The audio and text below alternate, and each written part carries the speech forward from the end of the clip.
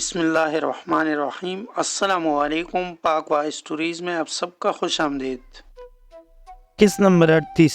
हर किसी का ख्याल है कि सिर्फ उसी का करोड़पति लीडर ही महंगाई, मफलसी, गुर्बत, बीमारी और जाहिलियत के अमराज में मुब्तला अवाम का सच्चा लीडर साबित हो सकता है।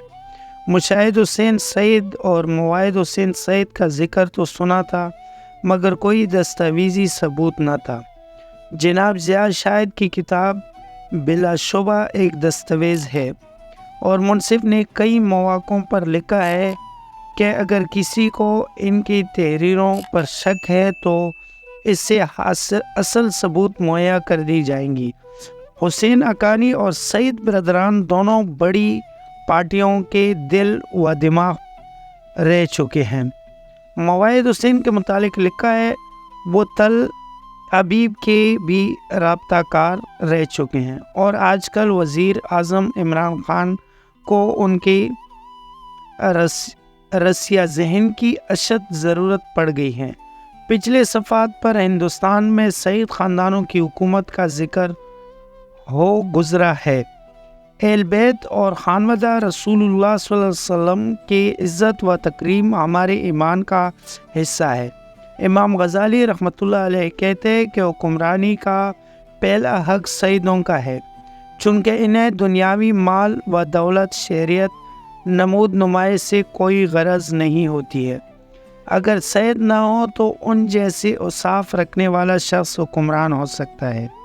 ओद हाजिर का मुताला करे तो ये औसाफ अहल मगरिब ने अपने लिए और अपने एजेंट हमारे सफ़ों में पिलाकर निज़ाम ज़िंदगी तबाह कर दिया। ज़िया शाहिद ने लिखा है कि बेनज़ीर और नवाज शरीफ दोनों ही तारीख़ से नाबलद थे। मुहतरमा को किताब बीनी का शौक़ था और उन्होंने अपनी सवान ख़यात के अलावा भी किताबें लिखी हैं जिनका ताल्लुक़ बैनुल-अक़वामी अमूर से है। मियाँ साहब ने तो कभी अखबार और किताब को अपने करीब ही नहीं पटकने दिया।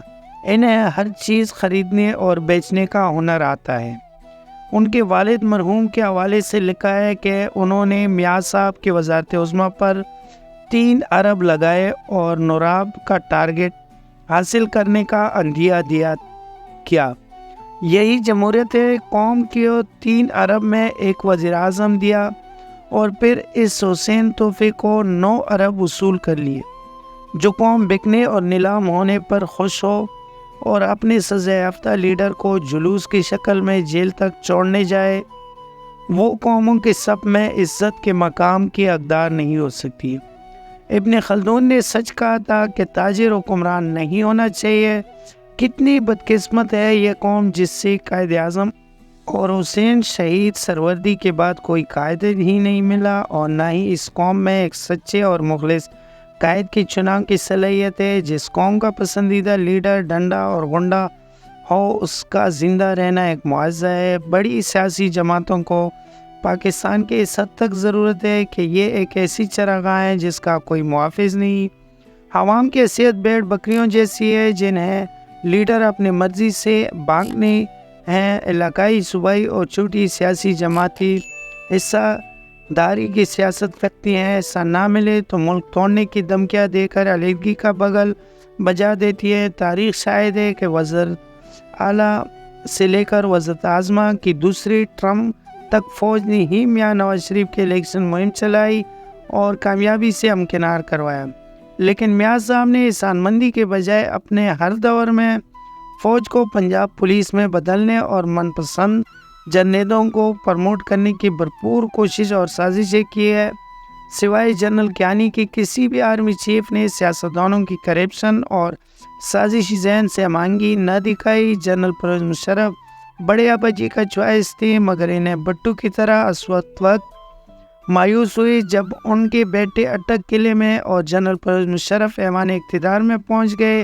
वो दानिश्वर सहाफ़ी जो मियाँ साहब की कसीदे लिखते थे, जनरल मुशर्रफ की दास्तान गो बन गए और मुशर्रफ के हर नई इस्लाह का गैबी सदा लिखकर जनरल मुशर्रफ के जहाज़ में सेट बुक करवा लेते। उनमें से कुछ थोड़े दिनों के लिए जेल भी गए और कुछ ने फ़ौरन माफ़ी मांग ली और दरबार शाही में हाज़िरी भी लगवाई। باقی اسٹوری اگلے کیس میں دیکھنے کے لیے ہمارے چینل کو سبسکرائب کر لے اور بیل نوٹیفیکیشن کو آن کر لے تاکہ اگلا کیس آپ تک بآسانی پہنچے۔ امید ہے آپ لوگوں کو یہ اسٹوری کا کیس پسند آیا ہوگا۔ اگر پسند آیا تو ویڈیو کو لائک کر لے، کمنٹ میں اپنے رائے کا اظہار ضرور کر لینا۔ اگلے کیس میں پھر انشاءاللہ ملاقات ہوگی۔ اللہ حافظ۔